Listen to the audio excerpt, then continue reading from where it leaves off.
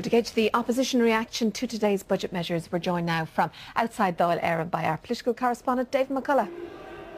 Thanks, Sharon, and welcome to Leinster House, where I'm joined by three members of the opposition who've been watching part two of the budget very closely. Michael McGrath of Fianna Fáil, Pearse Doherty of Sinn Féin, and independent TD for Wicklow, Stephen Donnelly. This is your first budget as a TD inside the Dáil. What have you made of today in particular?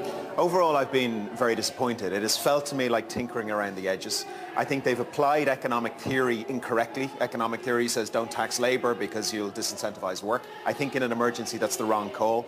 I've been very surprised that a coalition with Labour in it has seen what is essentially a regressive budget. It is a tax and it is revenue raising through VAT, through flat charges. I'm very surprised at that. I haven't seen any vision, and I think there's one or two very dangerous things in it. Education, for example, has been hit in a number of areas in terms of the grants, in terms of the fees, and in terms of the total funding to higher education, and in terms of a reduction in teacher numbers. I think it's very, very dangerous. Norway, as an example, during its recession similar to this, actually increased investment in education. So overall, disappointed. I accept that there's some tough decisions have to be made. There's things I would have done differently, and one or two things that I find really quite dangerous from a longer term perspective.